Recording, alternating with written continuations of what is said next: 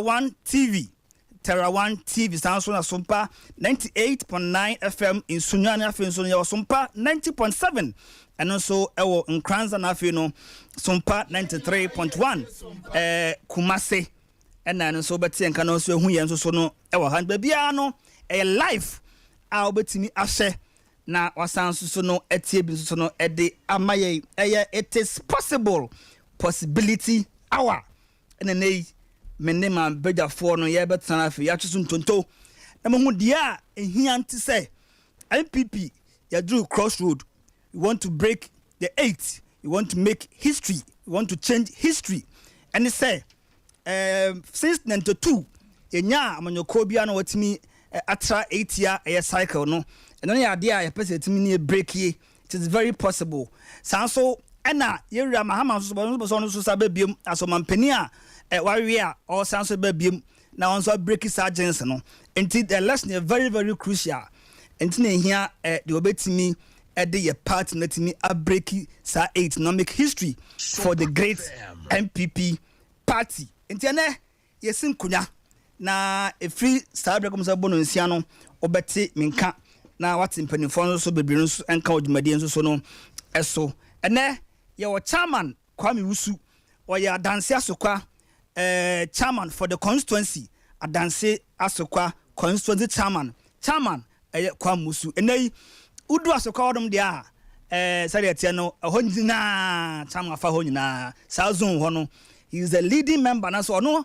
and the leading the DMB team no ho no am gidi se oba adwuma ye pa chairman Kwame Wusu no obete ne ka wo dwumade nso so no eso sanso ena yenia Archibald Jesse ononso ye a member of the Ashanti Regional Communications Team of the great MPP ononso so no ewa ha oye member of the DMB Communications Team and so ha obete ne ka afen so yenia Kwame Kwasi Wusu Kwasi Mensa producer next time no the banner fi wetima hwe ne yeda mame yenia Kwasi Mensa we a senior journalist and so ha enei ade se ne trimu abobio a ene se wo pempanimfo a etimi ya analysis ema nkrofo hwe akomo mutepo a na enua Akwasi Mensa ono so no ewa hanumu a obabo na etimi adi nsam na mu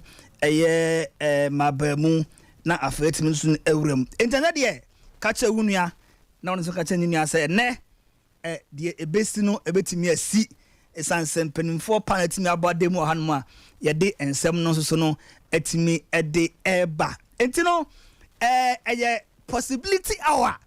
It is possible Dr. Mahmoud Baumia ayade se ne ho sempa ene nei yebedi di akere wo yebesa hia ukwada di anim ukwada bia fi no nakopum se no nsan ebo no obati enka ewo dwumade abia mo sonfo bafo asase jima majimadwa meni abodafo kotwi eba brawet matsadi nkomonti mamenkwai na mene mabodafo no so no and start near mon kobo sanse so asum kaka ye pa pensem panom so no etimi etie abodafo munyina adwo makwaba ede dwumade eso yenua na bafo na ahode ma wode onyame adaro eda nyame ase gozi bafo na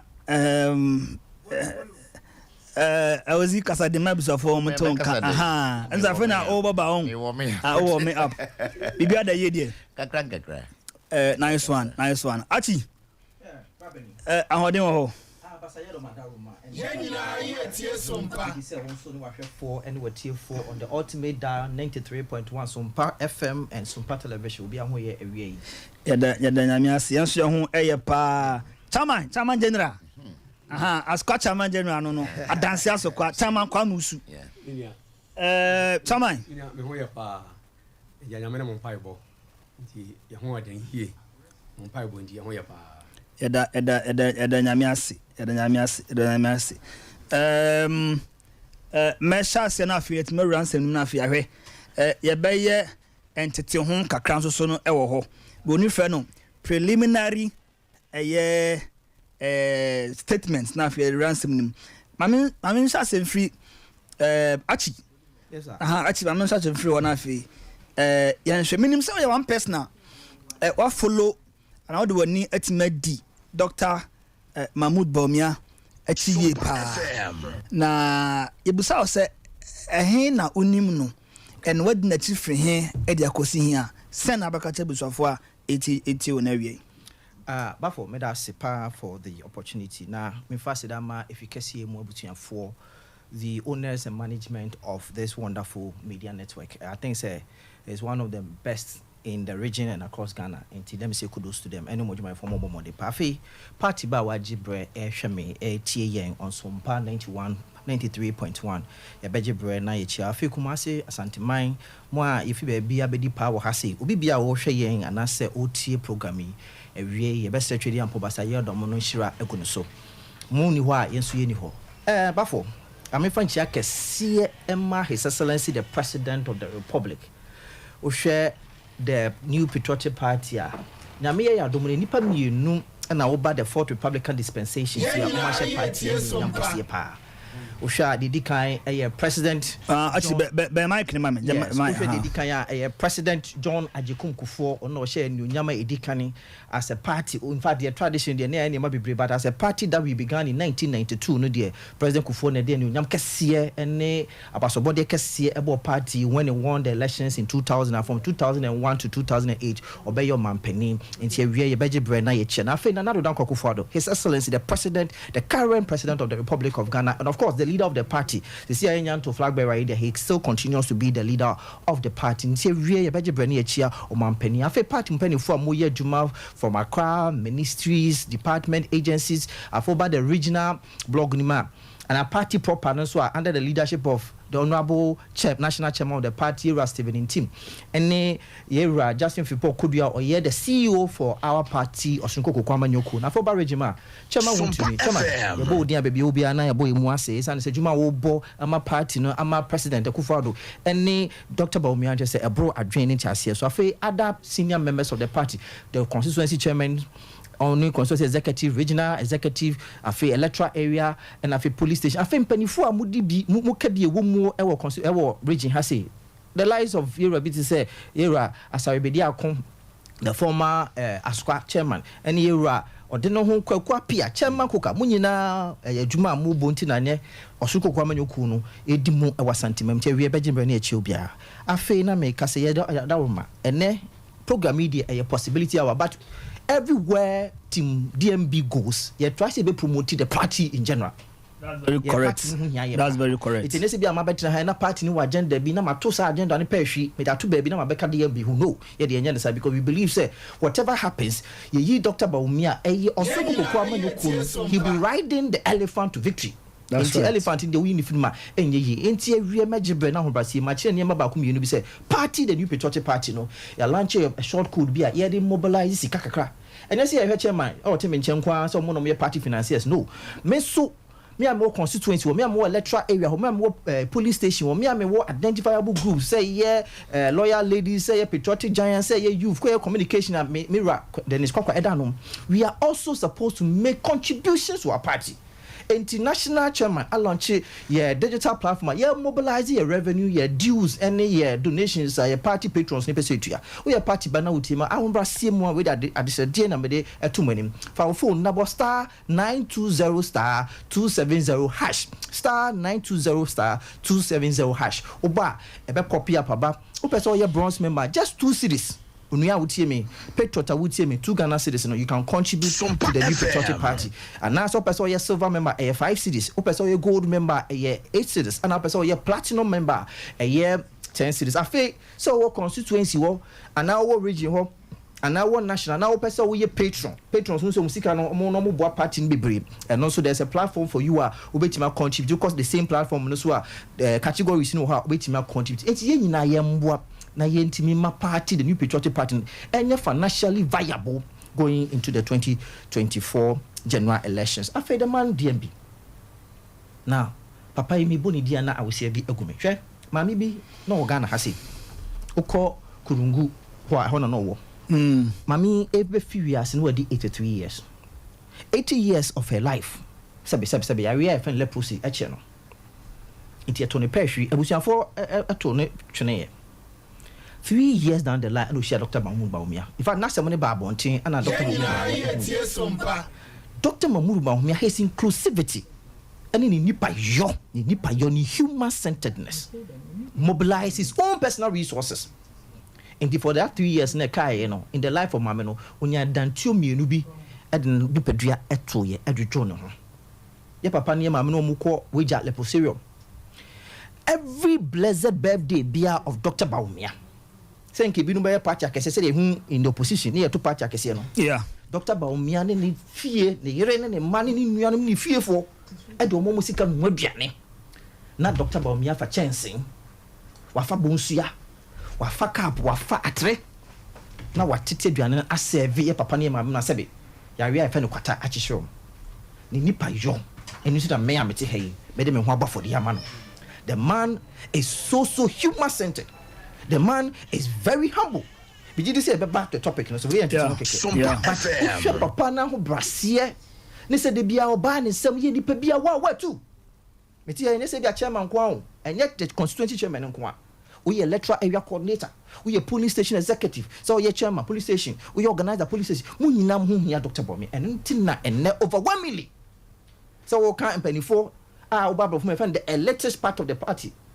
Need the masses, the grassroots. Yes, what's here no so no. A boom at the donkey, Eddie Papa Nechi. Zanse Papa, I won't kaye. Papa no one brassier. Now they try me through Mukuan, sir. Dr. Baumia, you be a or soon could come and you cone Ash Shannon, a sumbremu, a haumremu, a sutobe my yahuno. And maybe do ye a penny football house your man. But Papa never Dr. Baumia, every time, every season that the new patriotic party is looking for that gentleman, he makes himself available. And that is why, for some of us, we believe that going forward, he qualifies and he really deserves to lead the party for the next dispensation. And the possibility of what they said in Sembi, but the going right. And no, Archibald Jesse, I dare say, or no, a member of the DMB campaign team. Ashanti Radio, also a Ashanti Regional Communications team member of the new patriotic party. And just now, telling us what then some no business no to me Ediaba and how come out team Pukra and some no more na idea et me eba and ne every. I'm going to say, man, I was he. When you also do energy at the DMB, a doctor Baumiachi. Na kakra unsu no. For that's about for Yenia, you broadcast journalists there and journalism mono. Upo news no, the umpo betty. And so to me, Yadajina, Sompa FM newspapers, Unyadajina, Uhe news with TV so, TV radio mu, Nen and send the social media, Utimi, or data quandia. Ekame says you my penino can be via social media presence. That's right. Na udio mochia. It does not matter where you belong in the political divide. What is going on? So when ni na wason kwadia obehu na obetinso. Dr. Mahamudu Baumia, ne candidature as a person and all the years Nanado stuck with him as his running mate. Even in the 2 elections omo anya successful na STK or ne Baumia ne bekono. I think in the last 6 years some of us in the media industry have gotten to see why Nana chose to stick with Dr. Baumia. Because in most cases we know we call Bakona anya and we answer the next one na ono amadia obesa do drop no afa before. For some of us who were like, why would Nanado stick with this name? Because to a lot of people, any household names are saying Nana and the Coprino, the bear and the flag bearer. Yes, he was at the central bank, but how many of us follow what goes on in the central bank? But during those 2008, 2012, especially, a lot of us got to see why Nanado chose to, stick with Dr. Baumia. And the last 6 years, and also approval say Nana had his reasons for sticking with Dr. Baumia. I don't have a lot to say, but especially on the person of Dr. Baumia. Before no say we will be an American so di news searching kwa de obetidi. Yeni fie kra no 1992-93 elections no when 92 elections no me mo de na me so demand to be but me papa ye head teacher and I only say most of the time na head teachers in the entire presiding members and electoral officers and all that. And even then na yeah in ballot boxes near black as a metal you be opaque near the no. But for you movie misade but e ba be gu fie ahomache no kra wa ehuna na dwena ahomache no be hu asani assistant police center ho ne ade ya follow elections ni bia ade ba kwa metaka anytime I'm on radio and he say the likes of Dr. Bawumia especially as a vice president I don't think say ye hunu who should be say the hunu ewo ye mamumu in the Fourth Republic nyame adom this year and 30 solid years a team for na reform kai say 30 years of Fourth Republic a prediction maybe a term say 2024 na decide yeah why because NDC under President Rawlings 8 solid years a try and President Kofo be try 8 solid years and some MPP and President Mills and President Mahama be try another 8 and my NDC you know that's 30 no which more and this for enyomo 16 MPP for 16 enomo ma see aka 2 years na my fan say 1 year and is na 2 years na so it will be make say Ghana for will have the benefit of the doubt to judge the progress of this country in the upcoming elections because in the last 30 years in two parties is now dominate here it's anya MPP in fact anya this year MPP afi ni bebu akonta ye say your Fourth Republic here you call me what the young for mampanyin for ne na bedi akire for ensio ne yemu nkompon hwe say wo mumienu we nya fidunsia we benya fidunsia no e de pa na betumi dia judge bafo enye se campaign time na edro e na yebo adoma anase ye ton ni penti e na kwabrane abetan wo kadope ne bia maka me kan so buru mfie mienu me kan na Dr. Bawumia kranfa bibia ma say onya flag bearer na o mampanyin pa obedi de me kan say the likes of Dr. Bawumia as vice president bafo abrantia na baba we bia wodi Ghana policy betia abegia tum say ehunu bisu ne so sabida in Jamaica man to be grad Dr. Ko Nkensinaka yes the first vice president in this Fourth Republic me hu bi papa iti ania we nya kra nya black and white black and white president the change no kokono bisi wo obehwe Ghana news obehwe den or even though now you're free military room President Rawlings Abe Chairman Rawlings Abe President Rawlings shake to the frontal debut but the dominance as an individual and it did not go away and for all those 4 years I know any conquest and aka holding yes Nkasa Aka was a vice president all right but a lot of attention was on the president as a president it's understandable I agree but ubuta yemfa microphone si for musebusa say e dey na abeka say Aka ye one here do we have a car and tokwa on the president Rawlings a bono at the cabinet so panisum and as someone was and one kaza dance yes papa ibuku of trend and saying say kwamena ato something one of the Ahoy brothers no a book or the by hdm kakra say atomato fan tokwa para na akaka no and yes happening let me take him by his word and aja omunus will be any had to defend himself so I won't go too far but I didn't see much apart from that scandal yen jumping and the other side akaya kabium ba konso say he was the first sitting vice president okoye opposition party running mate Great Alliance in the 1996 yes and it's not about him the akaya no and so me the kind of yes okay we dey jumping na yemra between 1996 to 2000 President Rawlings in the second mandate sure and no okofa Prof Mills by Prof Mills all but no be him say yes or a tax expert or a professor or a law inclined yes sabio na near fee or a very humble ni bibia lecturer University of Ghana what in crying and it's an exposure there I mean to time it should be free but those 4 years President Mills vice president but for minimum say be we cratch ni because say ade ba kwa be kai say ade a abeka Ghana man ho I betumi aka say vice president Mills during the last tenure of President Rawlings man one here unya binka Yemra Yura for about 2000 and 2001 to 2008 and I said 2001 2009 and also no Vice President Aliu Mahama yes or no or try say as in no or also be initiative be keep Ghana clean don't feature one in your to no brafo antitiepa mobile nyom yes the campaign stayed for a time but the sanitation situation right now just say even though it was a hype but it didn't stay that much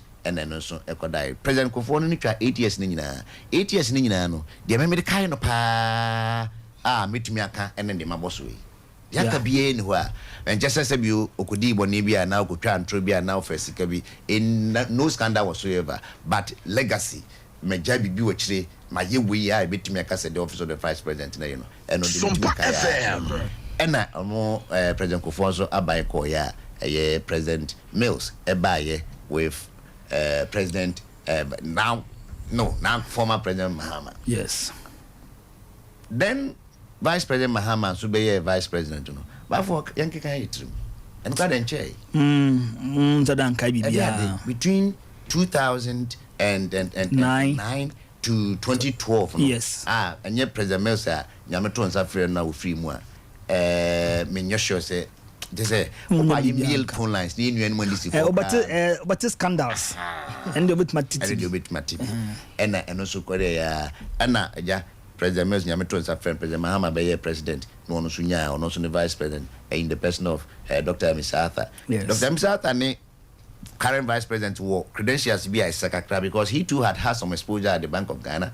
People knew say he had worked in the Bank of Ghana or they were more central bank the economy near the adobetias but also no ebaye when the bitimi atra ha ka kire say ade we ya beka Ghana man ho say ye yamamu mu ana say yes yamamu yamanyo sema ye enye vice president Emisata emre bi atwam obey vice president ya anka amameka oman Ghana ho na afei yemomra emra nana adodanko Akufo-Addo settle on Dr. Bawumia 2 failed elections still stick with him for the 3rd time omo we ne be ban mu therefore de bia metaka me say ade ba kwa me de President Akufo-Addo asem say sabi onim so we pani panifo say triko enko agina ba Akufo so we aduregu enti eden ya eden ti ni vice president Sampampa say ne fa no ne fe ana constitution na si yin nti yi dia ene sen kakwan bi so yin dia betima ka kire constitution enya hwe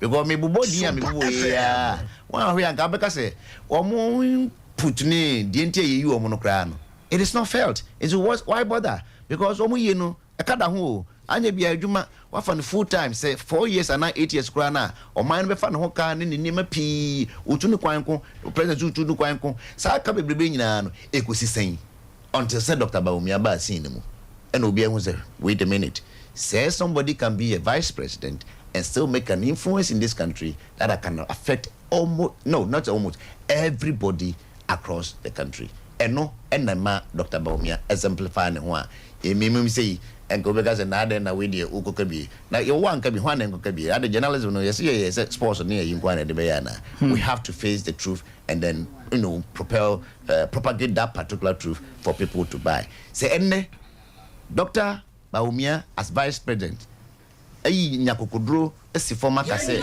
obedi MPP anim na afi wo bedi o manga nanim a de mema me metima kase Ghana for tumana ebebo ye nyina is because of what he has done in the last 8 years in the last 6 years achievement in there make nyina tifo mutie nyina na hwefo nyina kai wo mutrim because women say digitization the manka afei emra na MPP opposition that was the first time I remember who say campaign from opposition party omo pass omo ba ban mu no it looks as if say at some point Dr. Bawumia being the running mate was the fulcrum. That's right. Because about 2 or 3 series of public lectures MPP party yema o man Ghana those days almost streaming across the country. So social media ubenya, TV, live TV ubenya, live and several hundreds of thousands of people were tuning in and watching. Man, another message, people bought it so much. Say, in the history of our politics, even with Chairman Rawlings and President Rawlings, some margin, President Akufo-Addo and Dr. Bawumia in the 2016 elections, it be see that. over 1 million votes landslide victory over an incumbent party there. Therefore, it is not mean achievement. By no mean achievement. It means that. Yeah, do which Mabriki about Dr. Bawumia in the upcoming elections. Should the party hear him right and give him the mandate in their flag bearership race na Eberson. So I am confident enough to say, this is the first time MPP has one person bia the dimu and the candidate chemono. Or to me, clear some perception. Yeah, it's a perception. It may not be true. I don't see them as true because that I can for party ne say na we mudi na we my advice na de no. Dr. Bawumia candidature as flag bearer of MPP will erase all that. Ebema enne progressive Ghanaian youth wa womono sabio UP ne UP ne PP party na ebu MPP no yenwo ye se na ye nkura ni enimu no ye be hu se ye ko ye nimu yi.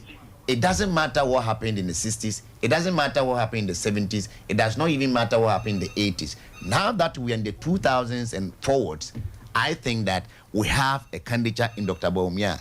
Ebema Ghana democracy no aya kono compared to what is happening in Scotland. Unim said na Scotland for a new prime minister. His name is Hamza Yusuf. Can you imagine? Now, who even thought just about 20 years ago, say almighty United Kingdom of Great Britain, United Kingdom, Britain, England, Scotland, Ireland, and Northern Wales, Kabumu, Ebabenya prime minister, who is more or less the president, but or a head of government, Mami, and yes, say prime minister, or yet Nidin Eddie Rishi Sunak, and John Major. Ankoye Tony Blair, Ankoye David Cameron, Nani Din Eddie Rishi Sunak. Therefore, Sadi when your British name. And for the first time in British history, Omanya Prime Minister Swan, Onko Anglican Pona, Kwase Ibia, or can a Christopher fraternity no. Nabuza won't say, Sabi Unyansan Bain, the way to maybe near Brofunitima, almost settle on Rishi. I think, say, it is not about where you're coming from. It's not about where you worship. It's not about who gave birth to you and where you are giving birth to. So long as you are a citizen of this country and you have this knowledge to fix our economy so that we can move ourselves from these doldrums to somewhere better, no dear, we'll settle on you. Before, say, Britain, I can say UK, and Scotland, diabetes, actually, we have to say, these days, what used to be the politics of yesterday is no longer the politics of today. No. Now France, I choose young man be a friend known, Emmanuel Macron. The guy was about 30-something years at the time I'm the president, and nobody knew him in politics. He had not been a running mate to anyone. He was not even a member of parliament. All of a sudden, he became president of France. We need second term or second term. I think female. So me new as me said and look at how France is being turned around. Yes, every country have their challenges, but I think that Ghana being the gateway to Africa, Ghana being a beacon of democracy across Africa, Ghana being the first black African nation to obtain independence from the colonial masters, and all the accolades they were in the past. Going forward with the candidature of Dr. Mahamudu Bawumia leading the MPP, I am not looking at breaking the 8 because let me tell you this before I end. The last time a Labour Party war UK AD Prime Minister was Tony Blair Gordon Brown. Tony Blair from 2007 to 2020 is it 20? Yeah, 1997 to 2007. And Gordon Brown did 2007 to 2010. ABC almost 15 years in the year. Conservatives now net so. Every indication shows say going into the next year elections, one where Conservatives will still maintain the prime ministership under Rishi Sunak. So it is not about 8 years and answer 4-year mandate. It is about what a party can do and how the party can convince the entire nation, well, not the entire nation, but majority of the nation to be by their side so that we can have stability near there since our independence because economic and insane only the prime ministership in Yabuma as 11 years as saying Chairman Ron's going to 18 years as saying if we can have a party because these days everybody is saying Rwanda for Kagame Rwanda Obi say Kagame has been president since 1994. So over 30 years now, president there, he can do what he's doing. Yes, no one single individual and a bit made 30 years as president in Ghana, but one party can be in office for this long and see a penny near pay stability because Ghana also by then answer. Mostly faces no, they know where DC best and don't know where we best and do one where problems will remain same. But people have a belief say MPP have a better way of managing our economy. MPP have a better way of administering justice as in judicial system. Institutions even with all the attacks on EC, our electoral system under the MPP is still one of the very best across the continent. So I believe MPP have a strong case, and with Dr. Bawumia as their flag bearer, the sky is not the limit. Right. Some catch us and Neddy. If we went to a Kramupa Nebutune, it's answer penny for a no majuma bob bill. I say, almost in coma, Yenia, Quasimesani, D, or no way, senior journalist. Just so mono, I dare say, in 7 Macam from the 4th estate. Hey, Omajumo Abobu pa. And I say, but how about if I her 7 years pa? Wasungusua Oshe Sompa TV. We are also live. Onugusua Oshe Sompa TV. We are also live on Facebook and also Sompa TV Ghana. And I think so no YouTube so banyaye and so Sompa TV. I think so live on Terra One TV. Sounds near was Sompa 98.9 FM in Sunyane, and I feel so no Sompa 90.7, and also our on Kranza, and I feel Sompa 93.1, and so no our Kumasia, OT and so Eddie Free, a possibility hour, and Uguswa, Oceano. It is possible, Dr. Mahmoud Bawumia Honsam, and now Sunguswa, Oshe. Now it's also 8 bino. What's a Archibald or the prelims by Sanso and Yenia Quasiman Sansono, what's an enca and a young so Media Safi Boko.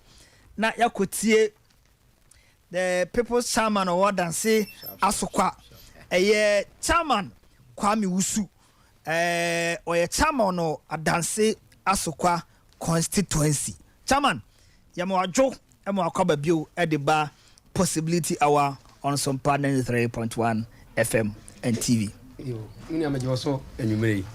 Na yam bia bako de askwa fa want to say nyame adom askwa bako boni bia askwa ai atisa hon so de ze mu kajago mu nko aja wadaroma omunia ai yibuso pa ye adwuma na fa nice one ye adwuma ni fa nice one chairman musa we say we are party chairman the constitution no we are chairman of constituency more or less we are executive chairman and no small position and ebi mu di agoro no enti se obetime yi wonim se ye kwa abato so akoyi eye flag bearer na you are defying all odds na watimi declare ayi wonim woni wodom na wasan so no etu anamon se empenufo mo wo dance so kwanyina da mo kabio wom nyina delegates nyina wo rally wom nyina behind DMB no taman dia na show sam kran no mini am da se na gina fi dikasi so na machia atiefo nyina na answer me bema sam so no machia asantema MPP party wura Benedict Bosia ko iki chama untumi powerful pa mi madam for andi usu obodwuma yie general no obodwuma yie ankasa general no Dr. Mahmoud Bawumia dwuma de andi usu so na dwuma bia so yema ni bia that's correct that's correct na mabon kwanti akọ adanse asokwa ma che police station for ho let's coordinators constituency officers ma chia wo mu na koni wo de bia sia ma chia ni de bia chairman boadu ma chia formna chairman nice one. Ma chia obuasi is chairman chairman sami nice one na ma chia obuasi obuasi west bia chairman Jacob nante chimechia omu because adanse for ne de adanse caucus no it was 6 constituency nice one no adanse nice one adanse de kasa na yakasa nice one sanse sebi ya se double ne ma ye kwa ne to aso musa so sa ye nyina yake ho abom fa akopɛ ene ye adwuma na meni answer na mekɔ masam no a obisa me so kakra mu ase MPP ku no yi ku kasie bi a meni ye yi se obi leader yɛmfa no mani agorɔ koraa atɔ sanse Ghana fa akoma da MPP party no na me nua wadaro ma sɛ MPP party no ɛba power ɛno na wohwɛ a timamufo wɔ ɔman anim no ɔmo timi nya ahotɔ ɛmo hare wo mu kakra wo mu ɛkyɛ abandada NDC aban sanse tambia MPP bɛbɛ bia na no ma yɛ bi bɛgu akwan mu no ankorankora bi anya so mfa so obi ɛno kyerɛ sɛ ampa Ghana fa akoma da MPP party no nti sɛ MPP party no edu tama yɛkɔyi Candy dia me nua na yɛ ni breyi pa sanse Ghana fa akoma yɛ mfa ni agorɔ de nti ama adanse asokwa chairman kwa mawusu me yi manim sɛ me di Dr. Mahmoud Bawumia the campaign no achi dendenden no na wokɔ adanse state constituency chairman fo mu nyina di achi no yɛ ne fom fo kasa sanse yɛ ne yɛ police agent fo akasa la tere akɔrete no makasa omu na akyire yɛ mu na dɔɔso yɛn de kakra bi ba omu na dɔɔso omu na akyire sɛ yɛn fa de ne nkwa na kwa na bɛboa yɛn ɛnu nti na ma chama kwa musu mitum support de ma Dr. Mahmoud Bawumia sɛ yɛbɛyɛ n'adwuma na yɛde ama no na nka nkwaba timi ne ɛhɔ de ne ma mi yi manim de di party na gi na friend Dr. Mahmoud Bawumia chi no na fawe ka ma me sɛ obobo chairman ni odi biase oboase east west akrofom ene adanse asokwa proper obobo mu nyina famina aza mu nyina wade anim ata sɛ ema ne ye ham ye pa na bia na mo ye ya motimi kabo ho bom na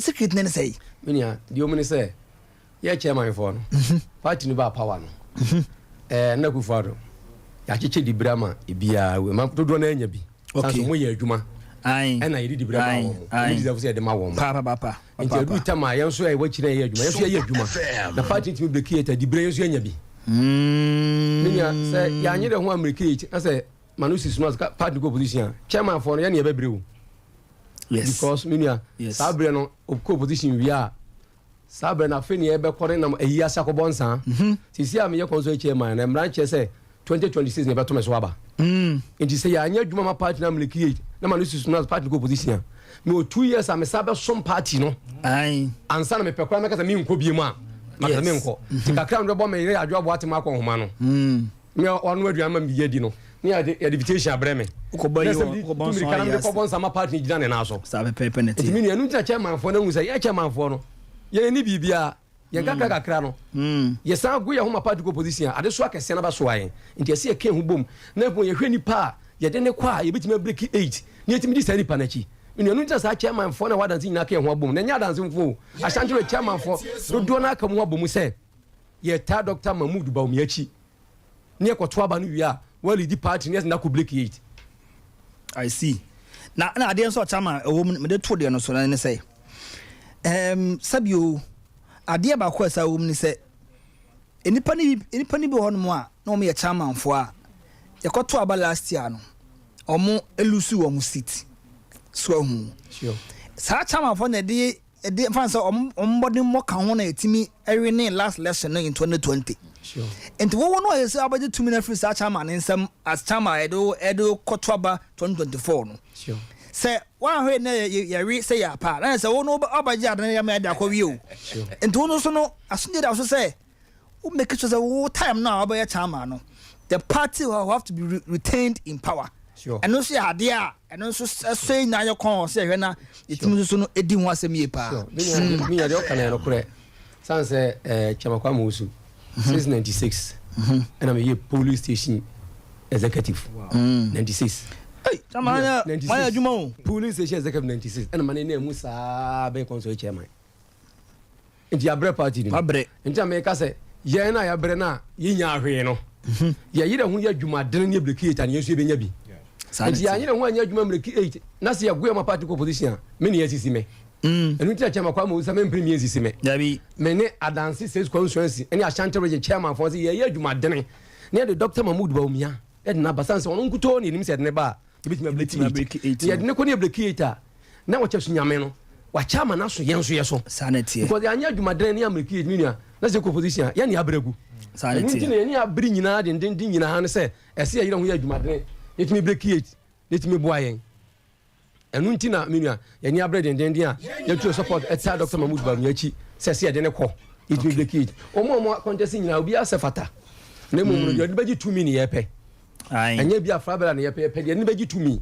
yepe na me nua nsɛm ane nam fam a me hu biem de ye hu ye hwɛ biem o masema me kan da bia na manfo chama kwa mo su de du bia o ha dwene ene se me nua me se ete se wo ye politics na wo sua ana mo ba ko mi bi free bi NDC for o mo sua bi free ya MPP for de yema o mo no e yema MPP no mo sua bi free ho enti de yema NDC no fisa de o mo ye yema se o sua bi free mu kwa mo sam ne ye tanete ya wan se na former president George Ronald me fa crazy ye oyi ne running mate no oyi I friends Jordan mani ma oyi friends Miss Miss ne name a be ye president George Chunkufo ali Muhammad le contest bibi ntino saa de ya start ya ye party ya mu bi o ene lu ba ne start ya ye o bibi nti ye lu sinjan ye call election ye lu sui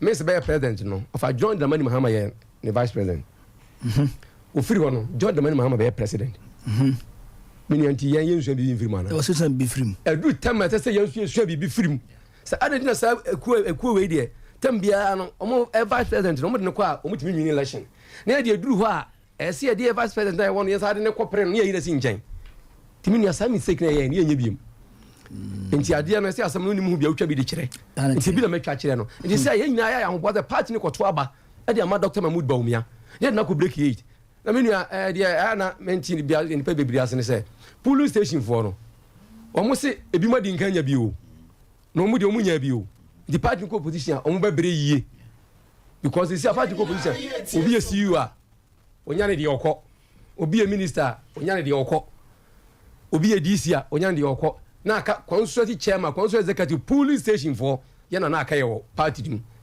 ne ne nam sabio ye nkuro kitinkitim ne ye pa chawo ejeje se ye didi agya wo ahye wo mo ebe hye wo mo yie enu ntiro mo nyina ka bo mu se yemfa Dr. Mahmoud Bawumia mra ne de ne ba ne brekieta omo so police station for omo so atimi anya bi mina se obi o police station na nakufu ado ba yi nyame adom ebi anya police ebi anya immigration ebi anya fire service ebi omo akanso wo mu sisi abeka se enti se atimi brekieta omo so wo mu no omo so benya adwuma ni bi ayeden aye that's right enu ntiro mo nyina ni abra mo ka che se ye chairman for police station for mo na to won ne ma ye chairman for omu na anya ope anya pe what tie form ahwe form omu na to won ne ama ye se mo ye mistake a ye ntwema mo that's right enti mo fa Dr. Mahmoud Bawumia mra ne motwi eni nachi ne adwumi fa no ko break it apart from Dr. Mahmoud Bawumia nasa konia ensama NDC for ne empire mo bo ene etwomu twagu ne so no se bia no ho be time aminu ye kwato 2020 about no Dr. Mahmoud Bawumia balo people tema se enkoto aba no na ne pecha wo so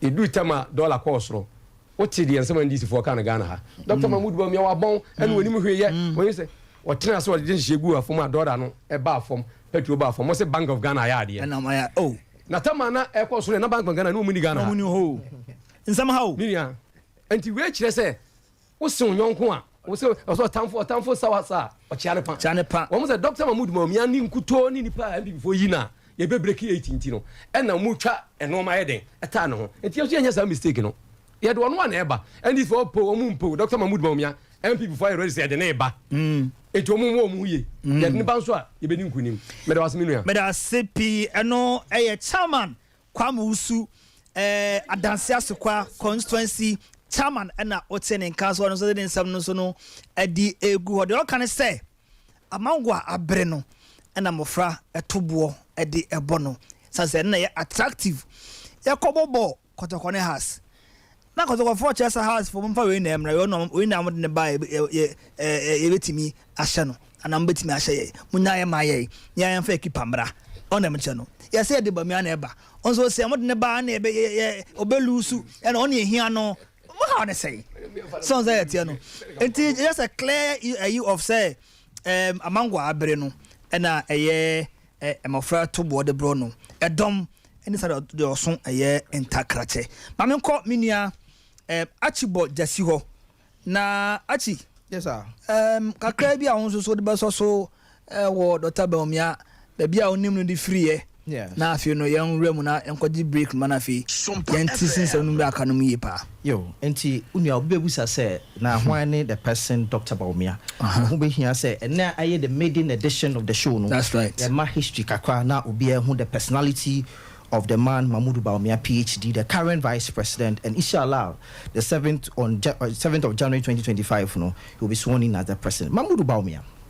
Now, as I say, and then my information be and no program. You did say trade and Pobasaya, the Manakasa Tony Sioguso. That's right. Yeah. And ne, I'm no Kase. 15 years ago, on the 16th of August 2008, and he had Dr. Bawumia as the running mate to the MPP. Sir, I am telling you. Wow. Sure. Hey, I am telling you. Sure. The 16th of August 2008, and a year Kufuor, the then candidate Kufuor, now President Kufuor, almost saw Dr. Bawumia answer, and we chair Adasa and the Patriotic Party. And that's a sad part in the Sagana. The destiny that very day, that very day now, 15 years ago. I'm so surprised, and that's only the beginning of possibility hour and penny for the lives of Director Kwakwanum and one kasa Mushisha Jumedi Baso. And Tigana near Utimi. Dr. Bawumia was unveiled as a running mate the first time ever to us as a party, the New Patriotic Party, on the 16th of August 2008. Now people will say that American. Dr. Bawumia, ni papa ni efe no His Royal Majesty Mumuni Bawumia, no ye Paramount Chief ewo eswim. Ni maame so ni efe no Mariama Bawumia. Dr. Bawumia ewo ema and 9. And of course, he's married to Her Excellency Samira Bawumia.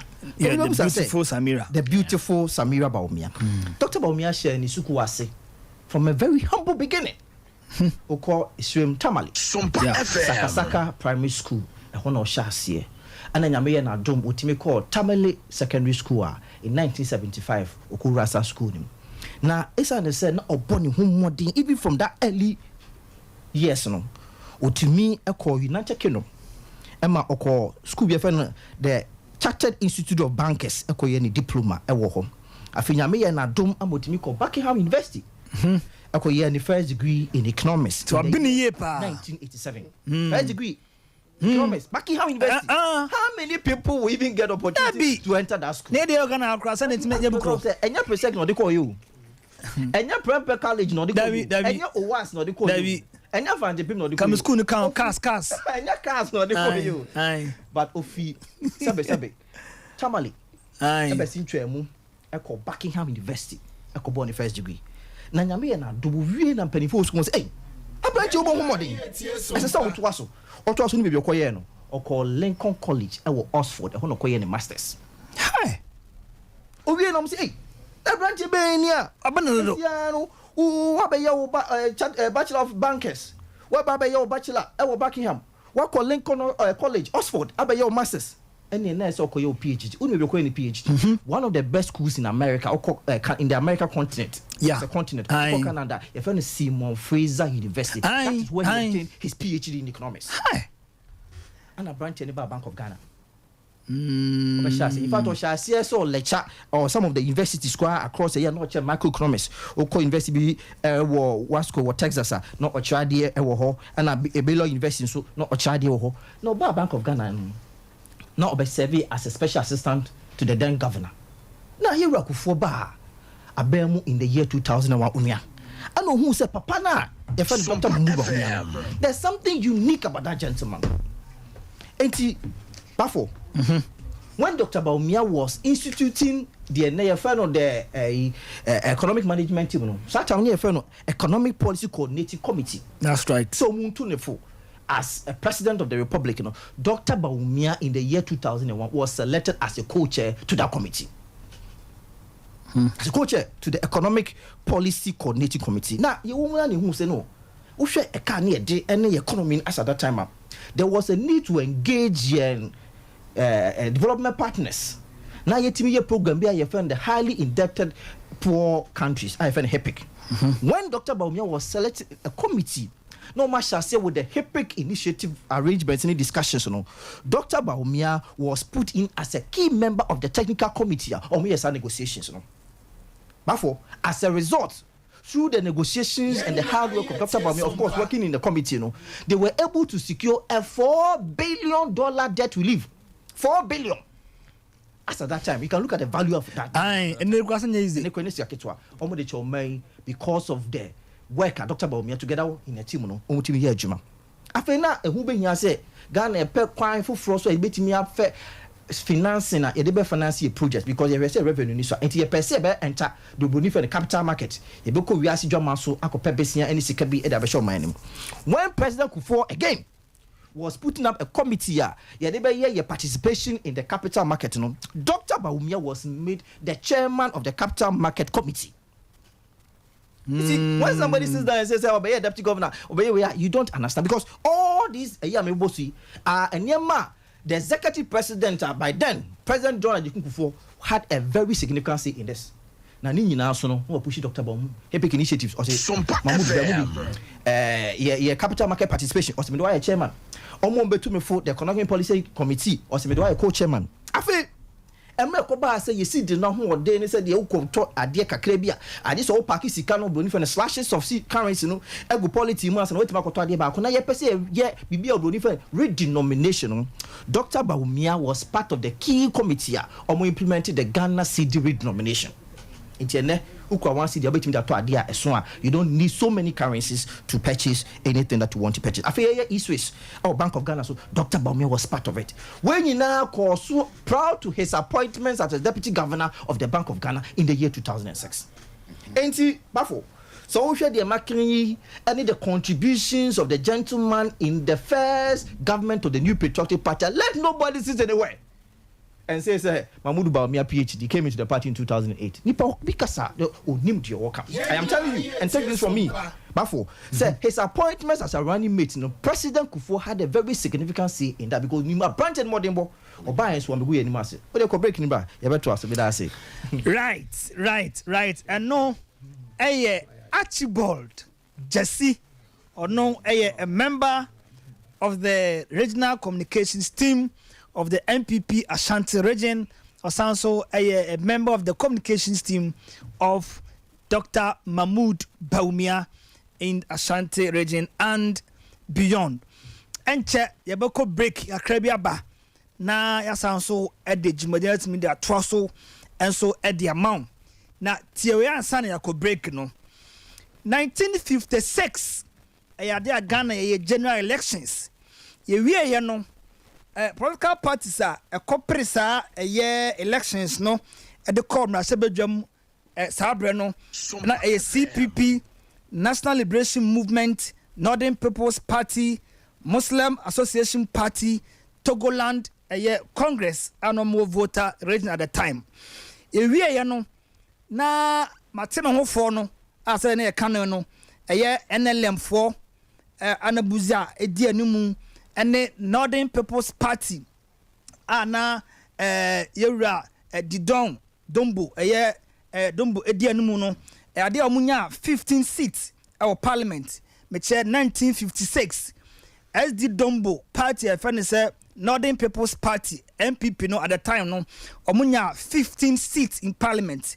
National Liberation Movement na fan say Ashanti Party no omuba second enya 12 seats and so our parliament at the time in 1956 every course elections no a year later 1957 and yewra Kwame Nkrumah mohwema pass emra friend say Avoidance of Discriminations Act na sama ne nyane say political party bia no a ya form Ghana then on ethnic or regional lines mfa say bia akote amanyokuo na bia enipakuo bi na omwom bia Santifor party bia Nkanfor party bia Anwanwafor party ni nyina no yengu ni nyina omamu ha na esan se yade se yede yimu eba enti mane gu ni nyina man ba benya only CPP as a national party and no na ma omu nyina ka omu bom ba benya United Party efense UP no tieniye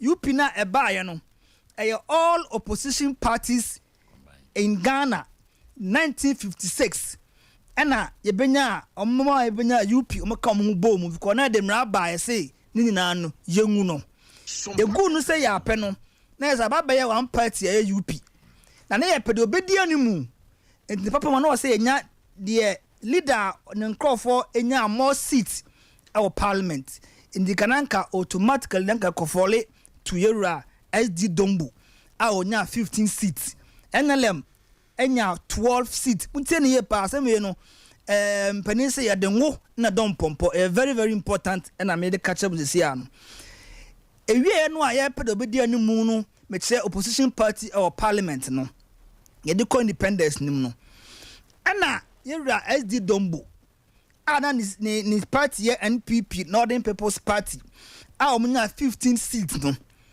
okasa ni nua buzia sata na amonasem no buzia fan say na onanim esene yewra Dombo enti no Dombo ni 15 seats na no wo no anaka buzia mo 12 no o de ni nyina no koya ye kabo mu UP ena Dombo no be me fan say deputy leader of the minority at the time Emma Buzia bedi animu enti se ne so bi ka say sa party ni efiri mu a e de ba Progress Party e de ba Popular Front Party e de ba NPP nei ye nyina ye tso mfaso no se ne obi ka say ye Dombo Buzia fo abedi bi in the shape of Mampanikufor obi ka say Dan Kofo aba in the shape of Yera Akufo-Addo na yesi Dombo for na drew omo so a enye Dombo as a busua Dombo as a group bia almost very significant as omo bua ye pa no in our attempt say benya UP no a de be kono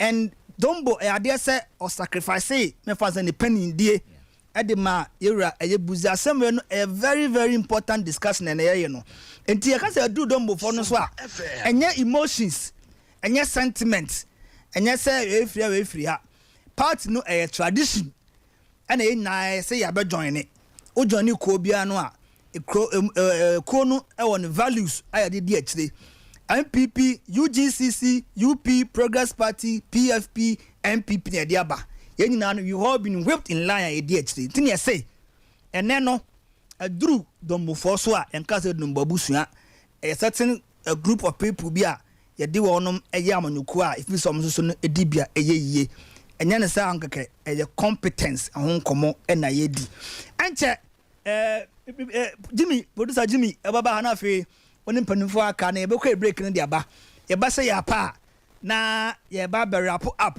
na e de amount possibility hour na woni eguso a wo share Sompa TV on Facebook Sompa TV Ghana Sompa TV on YouTube where so Terra 1 TV Sanso and now Sanso 8 year Sompa 98.9 FM in Sunyane Sompa 90.7 FM in Nkranza and our so no Sompa 93.1 FM in Kumasi and our tea and council no Eddie free enter ya boko ye break no so no Eddie aba na yakohwe ne makra onim say DMB ade obonto ni bi aguso obonto ano de opamo no ensan ya unya nso enwa homent oguso a obonto ano so no edebedi flag bearer na tumi no so ye pekotum akoje de amaye nti no ye behwe ba bi akokọ no eboni se organic love enya se yakoba si obi enya se ye se obi kutupa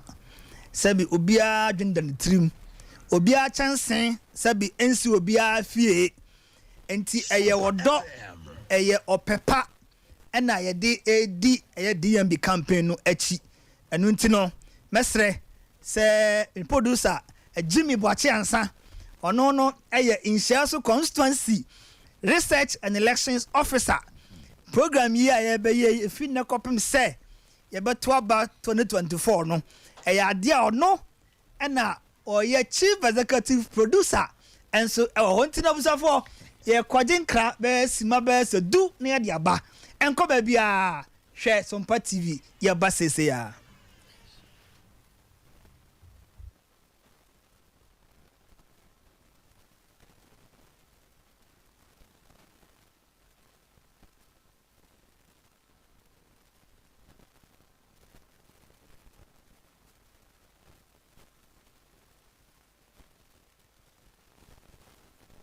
Yenina ye tie Sompa.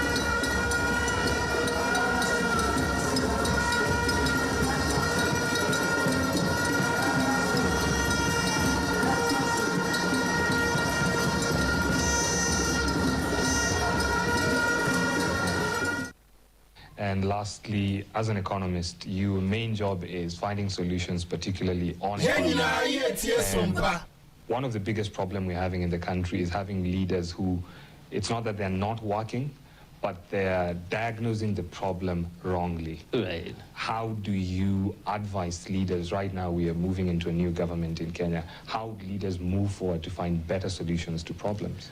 Well, I think that it's a difficult question in a way for me to advise other leaders, because they can also advise me. You know, but I think that as in many issues to do with the economy, the solutions are not really rocket science. In a sense. It's about diagnosing the problem in the first place. Yes. If you misdiagnose, you will treat it, and you will not medicate properly, and you'll definitely maybe worsen the problem. So understanding the problem, talking to people who are experts in the field. You don't necessarily have to be an expert in the field as a policymaker, but you can speak to the experts in the field and get their views on these problems. But you have the sense to say, okay, this is good advice, I'm going to follow it, and then see how it goes. But I think that we should be consultative in how we approach issues and listen to advice from the experts.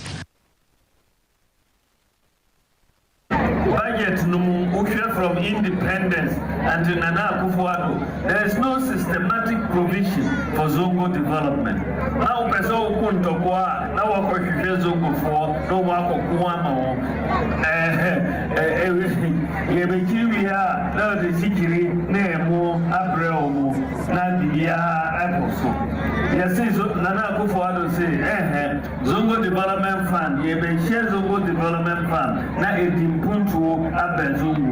It's the first time in history, Yabeshe Zongo Development Fund, projects will bring 300 projects so far, Zongo Development.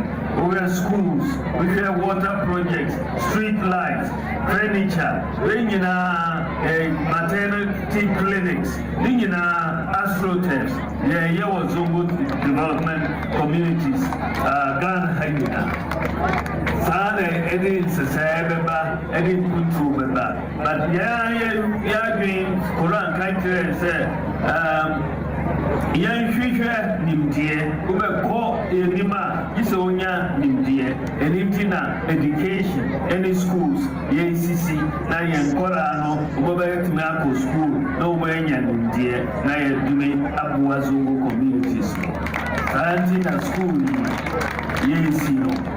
This will be country almost said, Yafa Zongo, Nkora, inner city Nkora, 40, they are called Cuba, Omube medicine, nobody about Omasamba, Abagua, Zongo communities.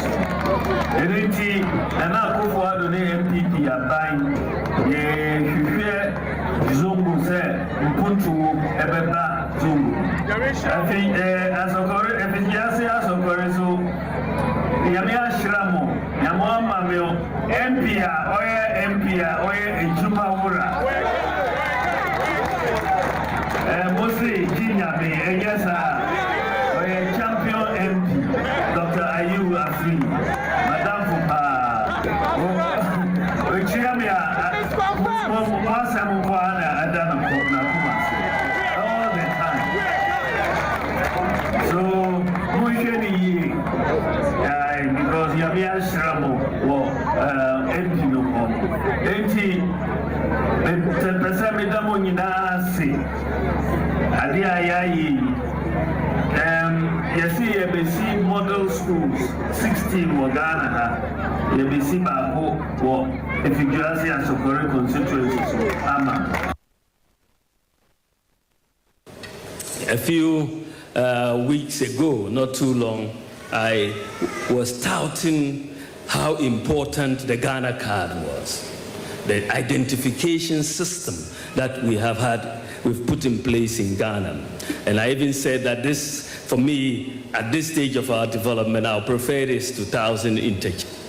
Now, you can imagine the furore discoursed. Is this man Wabodamana? You know, what is he talking about? You know, that this, what is the Ghana card? What is system? How could it be so much more valuable? I'll just give you a few reasons, and it wasn't said, you know, cavalierly. There was thinking to that statement, and I wanted people to think about it. For the first time in our history as a country, you know, we have a unique identity system, you know, which is biometric. So we can uniquely identify every individual, whether they are alive or dead, right? We can uniquely identify every individual. So immediately, if you can uniquely identify each individual, the case of ghost names on our public sector payroll will become a thing of the past. Immediately, once we do it, and I'm working with Controller here, we're doing a lot of good work on the Controller payroll database and cleaning it up. If you look at what has happened recently, National Service Scheme, we found 14,000 ghost workers, saved annually 114 million Ghana cedis to the public exchequer. From 14,000, just from one institution, National Service, 14,000 ghost workers, because we look for unique identity. Just a couple of days ago, SNIT reported finding 27,000 ghost pensioners. 27,000 ghost pensioners. And they were being paid 327 million Ghana cedis a year. Two institutions, you add a yearly savings that these discoveries have made, just in two institutions, 441 million Ghana cedis. Over 10 years, you are talking of over 4 billion Ghana cedis. This is just two institutions, and you can be sure that when we go through every institution, you will see that we will be able to eliminate all ghost workers thanks to the Ghana card. As a result of the Ghana card, we've made it the tax identification number for everybody.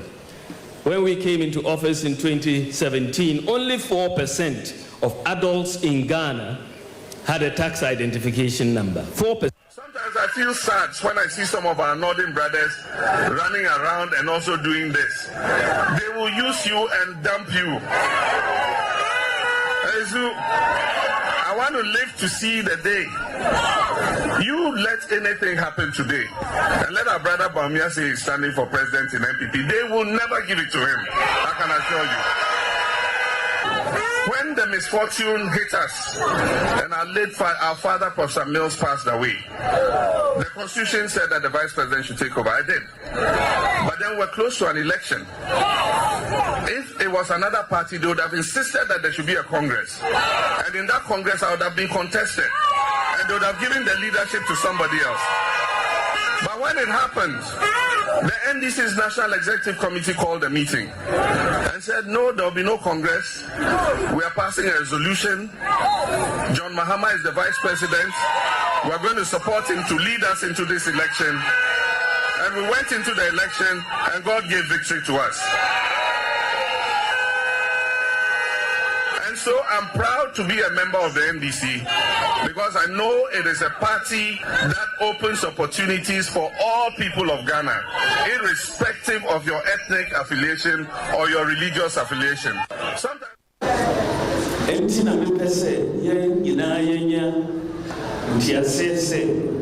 campaign a internal election. The main enemy NDC. So campaign no mayen kasa ntiatia obia. We want peace. A clean election, clean campaign. Pese obeko akukasa di obiatel. Because ye election no ye pese ye nyina ye kabombio na ye taking on NDC. So we can train me supporters, name is spokespersons in our cell. Mayendi Obiat. You have a clean election. We are one family. We are one family. Let's all stay united. When the contest is over, we will come back together as one family and make sure the NDC doesn't come back to power. That is very important. Let's keep the NPP in power. We want unity, unity, unity. In Gabon, in the NPP. I don't know if I'm breaking heads. Mayendi Obiat. You have a clean election. We are one family. We are one family. Let's all stay united. When the contest is over, we will come back together as one family and make sure the NDC doesn't come back to power. That is very important. Let's keep the NPP in power. We want unity, unity, unity. In Gabon, in the NPP. I don't know if I'm breaking heads. We've been doing things for so many years after independence, and that transformation wasn't coming.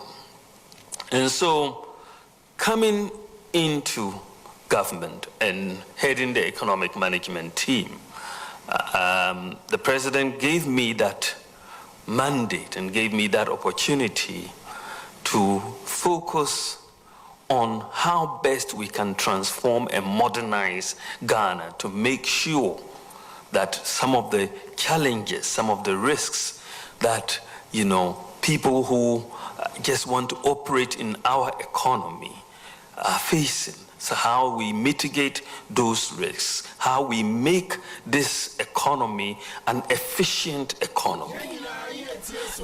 And this is why I have focused on digitalization. Sometimes people say, well, we thought you were an economist, but you are doing so much in IT space. Have you left economics behind?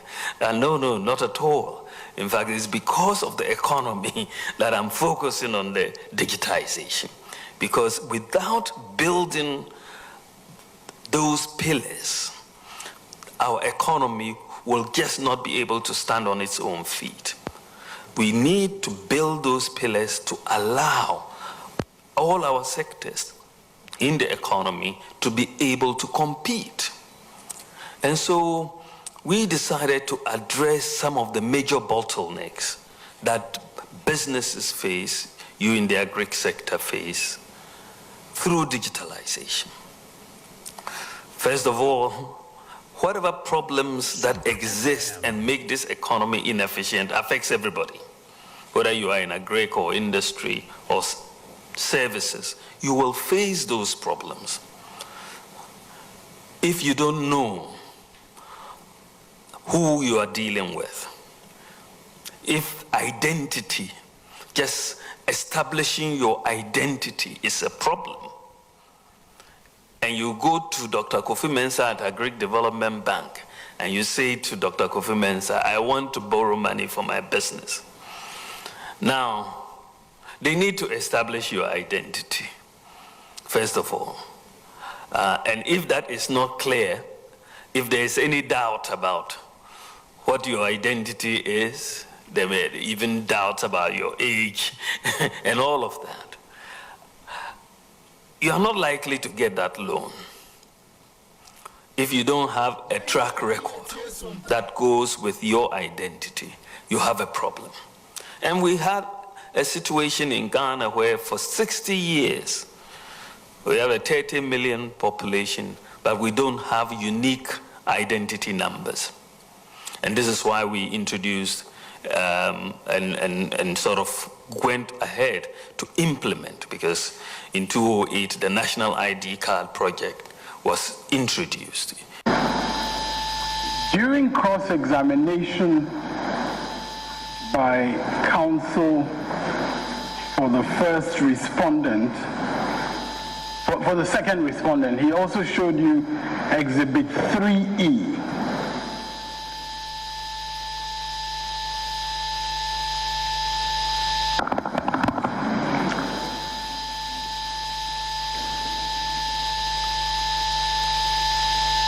Sompa FM. Doesn't have to show you.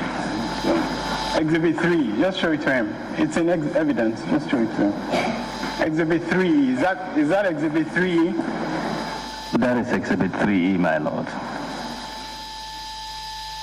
And you remember during his questioning, you did not immediately recognize the signature that he was drawing your attention to. You remember?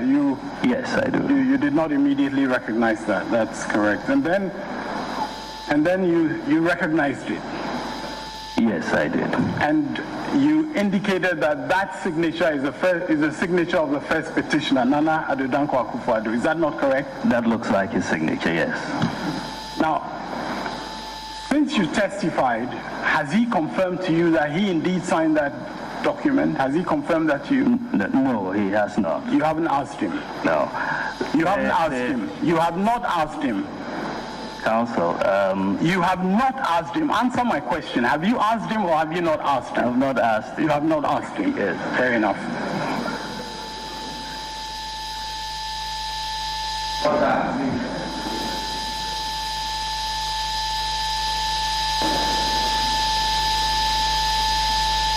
And before you saw that document in the witness box, you were not aware of the existence of that document. Is that correct?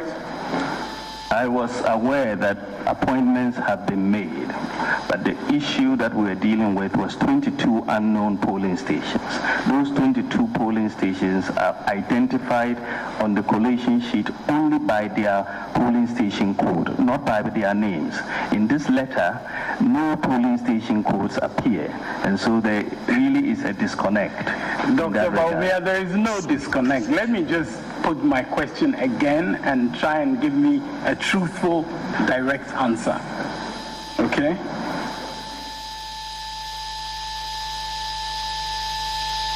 Before you came to this witness box, you've admitted you were not aware of that letter being sent.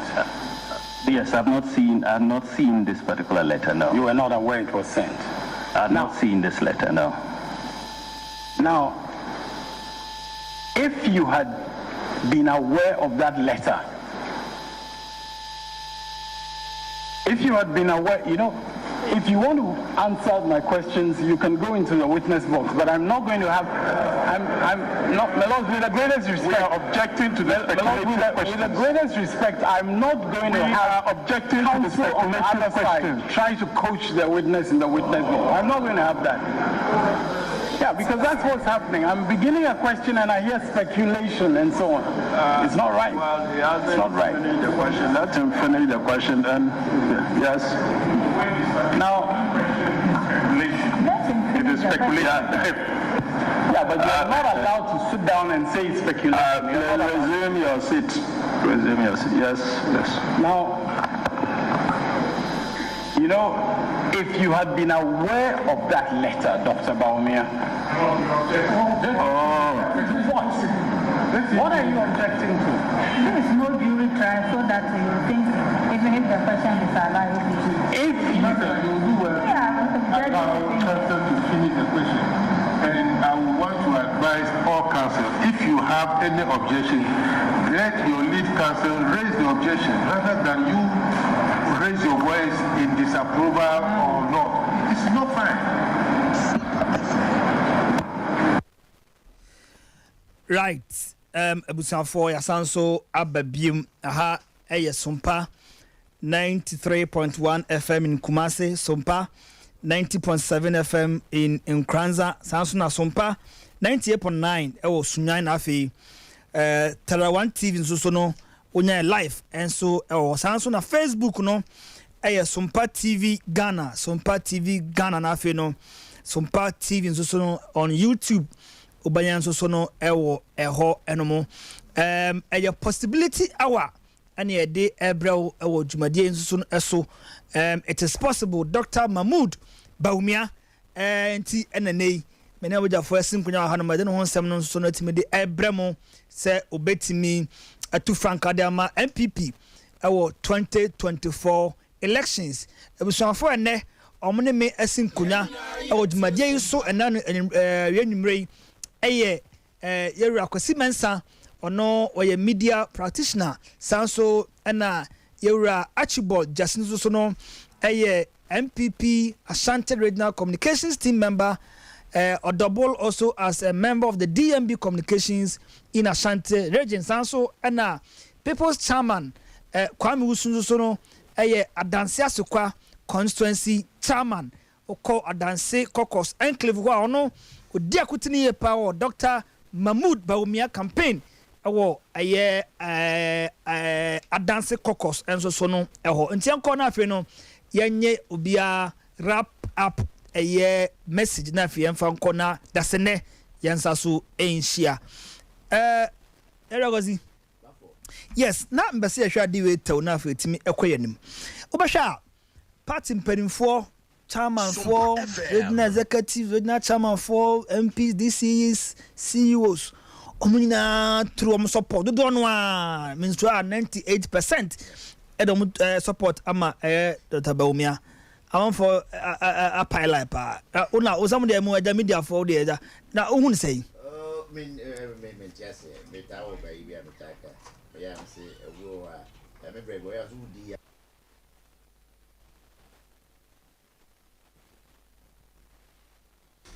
big 8 na say ye twaso no kasa say ye twaso enye me twaso and now we twaso ye nyina na ye twaso na why would somebody assume say ononkwa na be the president na ene nyina be stand? You alone cannot be, the leader of all people. You need people to be behind you, and a testimony to the party and to the rest of the country say yes, MPP is resolved to continue to break the 8 and continue, because whoever wins from this race, which I know and I believe strongly, say Dr. Bawumia will come first. Still, whoever will win will still need the rest of the party to continue.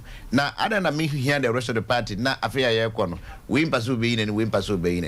me say this: there was some hypocrisy you can cry or politics. The endorsement there, but for America, I call that. But minimum more endorse Donald Trump, or more endorse Joe Biden, or more endorse DeSantis, and even in the GOP for party, the Democratic Party, and these are all functionaries, party functionaries, government functionaries, and are people who matter in their politics. I don't see anything wrong with that. Because Obi say, we are I say. Munyina mo kwa akota ba kwachi na da chita ntini ye campaign no na nya chita dia na wo tato na wo ko every question so kwa kwere wo kwa ko peni pa mo ma to ama it me say my ready say me chairman me de me chairman me timi fi say me ka say me endorse a likely say me yire because me yire nyini obetumi ato aba no ama nipa na e pase ma na eti no say obi edi hu ya wa ye ti say de wo be na obuye no edomo ni sra do so ntakrache say na ko bia ndo so na say ko bia nka say na den na papa ya ba no bia ndo so no because omo ko ni pattern ebi mo wa menti kura da so bi ndo so no but they are still in the race and no crowd should be raising questions for us media practitioners and people who are following current affairs in the country. But if a lot of people, including people who are in government, are saying that this is the candidate I want to go for, I don't think it's new. It is every democracy, that's how they do it. Ada in Dana, Lestras, and in Nakunya was to mean prime minister viewer, walk by Rishi Mobai, want endorsements. No, yes, wage now, and they were openly doing that, either from their own offices or from media engagement. They openly and they I don't think there's any qualms to that. A honor na I can't say no. For a chat to mommy, na born to mommy na. Sena who say party no ene stabbing peninfo a preso motu franca no ene mo chita afo no sena who say so far almost a conductor because when him penifo omo ayi omo nim say omo endorse no omo esu ene wonum ban ene wonum kasa bi omo ebe kasa no ene na be ma sabi obi na nim ne bia obakase bia osenko oto no bo nemo media mi hu so far no empanifo edi DMB achi no obi na ba bi to ayam pia ne ade so hu say how have they conducted themselves for so far all candidates and no much for so far na ya dey can because me objective they may not like it because some of them have been quite provoking. Okay. No mo as ya obi ni ahoya ni break kakra wom because we VP eno no kra no e bi ti kwan pi so oh yeah why vice president no unim America for the course way the Donald Trump kra advantage over the other Republican candidates is because former president or some security details be a ordinary senator anasa de no unya woka so obekruma say we see about kwan when nkofo be people hwe nyina it's because he is at the helm of affairs. At some point he was at the helm of affairs, so yeah they and don bedo so as no I don't know say Dr. Baumia or vice president or babia Asante Mamponwa vous a Mampon MP Oma vous say Mampon MC Oma Chama Oma party I mean so ni bo hono mo I'm saying, I'm mountain be a man any of them are canon other 9 so mubia na vice president war prayer and come in say and munyam say ya na ka obenya e hono de me had any problem bia but I have to acknowledge say especially at the national level the party executives have conducted themselves well so and boss chairman team Justin the secretary and all the other functions at the national executive level they are doing their best the constituency level na enkrofo enya ya na say and then chairman for ni declare na ka chairman won declare na wo dey chairman so wonye dey so no o declare wan ka say bia me pedie mbinti no o mama kan nyina mo nsikuru makra na makra menko no masa me baby me constituency or to be constituency because I am in media. I try to do to be around as much as possible as I can, and we are baby me the crowd was almost same. Yes, the vice president the any day the vice president that would in Ukraine every my crowd no are bigger and more massive. That shouldn't be a problem to anybody, but about DMB the campaign has been very sane. They have been very respectful. They have been very, very cordial. Okay. And even from the man himself, apart from the message in the vision or pass or the banner, minti baby ada say opuku other contenders on anything. Even crown on reply. That's fine. What is planned? I know a Mensa or a media practitioner, and so no Ghana ha or no so the independent analysis at me at the Abba. Efa Dr. Mahmoud Baumia Hwenei Nijide ni se 26 August obetimi anya a landslide victory nkunumdia ebetuma nipa nya hu sampa MPP no enya brese be break 8 and afi so no panifa kan na se beto mo kan che bia nko ne na yewura achibot nso so no enkodi enkomo na chama owi ana se wabon po na wadaro man so etima sorry nti achi yes sir dem de ma on say na no man panika say onje onta obi achi na afi so mo so no a enam samba ma se mutu franka nti mo bo apa epese mo ka na aban no nsem na aban no no munya de wa ha na wankasa party apose obede ni mu no a awo aban no a onso so twa mo da pay man panisi munya sa de no ubu an say bafo me ba ho na mami mboro fie ha dina me fan kasem sompa sompa e wo hu sunsaso market ya sanity sompa e market ya pa nice one enuntina ye kosro himma ogudi baba ya see nyankopɔ beka se mo akwapa den nokafo look the support that DMB is gaining from national eba region eco constituency eco electoral area enye se bia sebe ye hu na say and that's why vice president here na dey man papa na some party ubo video bi in election petition papa yi analyze 24,000 pink sheets 24,000 and we analyze here number all across the country gather pink sheets no papa in accident ne ka wo team esama sorted 3 times twedi apo basaya don and the coin one for nipa brim and today if the masses are following Dr. Baumia now the elite of the party is following Dr. Baumia and yes sir be omhu neto papa na so enti no mo appreciate but do busaye hwe ye call into an election very important na yemma Ghana ni ana new patriotic party person bia ente se abaya yekoi we are going with the records of one President John Ajikun Kufuor and 2 Nana Addo Dankwa Akufo-Addo. So who person will lead the party no as a flag bearer, this thing should go into everybody's mind. The papa from you will records and the vehicle. It must be because we are having an internal elections. Now only say be your president October 9 year the obey said you pray there's any more hiring at the babono, not the bomb a buying in. President shall communicators no catch and say, look, your party no sabi previous, and your party be up. Your call sort phone, a couple jobi, a pajan is also near the neighbor at all. Your party near your side, you can have your preferences, but it is for the party to decide. Yeah. And you are money appointee, be our on support your person supporting them. And then the deputy finance minister, Abena Osasari, or supporting Alan. A very important ministry like the railroads or supporting Alan. The president is okay with it. There are MPs and other areas, other people almost supporting other candidates. The president is okay with it. Or admonish say obesity. Or no Nibuta Kesi and say, come the 7th of January. So cry sword. I had the state of sword not hand over. It is his wish. Yeah. And his determination said, or be handed over to a new patriotic party's candidate. Yeah. President Naka severally. Yebe Buana, as I see who say, a binum performance and ye debe kwakoton come 2024. Mestre. Yeah, they say a company yes, I did. Now we don't intend also to make sure say party you wash our dirty in public. Okay. Yeah, more thing. Yeah, my casa, near company in a haunted. Okay. So we be come together as one big family to defeat the NDC come the 2024 elections. That's it. And no, Archibald Jesse, and now it's so then some no a day a good a horn. Chairman, Chairman 26 na yakwato abayu super delegates conference no. Kumasi abatua de wo Ken University. Sure. A law faculty. Ahomba no kwaso de that's so kwa ene kokos amo dance. Ahomba ne de say ya wi dada. Ya twen se otwere mponya kopon. Ode ebre ne beso me. Na yitimi anante ne akoto aba no. Sanse bibia otwere mponya kopon. Ya twen se ebre duru. Mama ya hodene. Ne anante ne nya akoto aba no. Ti ya boy ho pa, ahomba de aboy ho pa ya twen.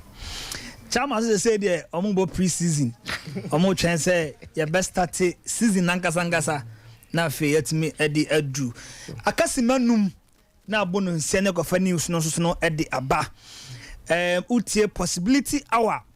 It is possible our Sompa TV, Sompa Radio and Sompa FM on Facebook, on YouTube, on Kranza for NB8 and so and na sunya fon so tie Tarawan TV for so no she ya bono pona afi no ya page mu ama news no so no atumi ade aba tie we say special electoral college regional voting centers no update no enie 26 August no memenda be na otwemienu ene yakoto aba de asone so enipa du a pre no party mrase yamane kanum so 26 ne yakoto ne enipa num no se adoma se biom de adru no ankasa no memenda na ochi memenda be na ochi memenda be na ochi me da se pa kwazi eno so eno no entino omunim cross name chama for no ai then say benefit of omo to be a omo any best idea chene memenda be na ochi ena yekoto no Asante region batu de our Ken University law faculty Kumase I have a region batu omo de our pastoral center Goso Sanso and Abuno East ombatu omo de Kokroko social center eno Techiman Central region batu omo de Quadrangle UCC Cape Coast and after Eastern region Kofodia Sectech Greater Accra batu YMCA Adabraka Accra Northern region batu omo de College of Education Tamale Northeast Nalerugu Senior High School on Abatuno Northeast Savannah Ombatu Omo Edie our Damango Youth Center Upper East Region Ombatu Omo Abano Borgatanga Technical University Library Complex Honabatu Abano Sana Afesuno Upper West Old UDS Campus Ewa Utia Utia Mabano Ebakoso Dambai Training College and also ho and after so no Volta region but about Catholic Secretariat Bishop Conin Center Volta region Western region Mutia Maban Bakoso Great Hall Takrade Technical University and after Western North Mabamba Tono Pastoral Center also last but not the least MPP headquarters for mbotumaba ewo MPP headquarters why salam down ewo Greater Accra region. And then a maiden program and then a shas here yentimi fa calls bia yentimi fa voice note bia yemie phone lines yen kind text message bia next week there ni na no ebeba and just from konkoma Chairman Stephen team akonda to hu ye power ba nyina mu Justin Kodia from Pon why are dey ye pa na bi area Emami Kate yes Emami Kate and have Jemfua and afi Mustafa Munyina no ma conduct mu hu ye pa na me ensha mu ye pa me producer Jimmy Boache Ansa our no why MPP regional communications team member DMB campaign team account and afi so no why elections and research officer our in Sheso constituency here in Ashanti region Medin at the Bafwasasi Jima, a member of the communications team Ashanti region and also a member of DMB communications Ashanti region. That's the ne Yabasanso Asia our Jumade's possibility hour. Medisia na makramunyina medamasi. Sompa TV. I was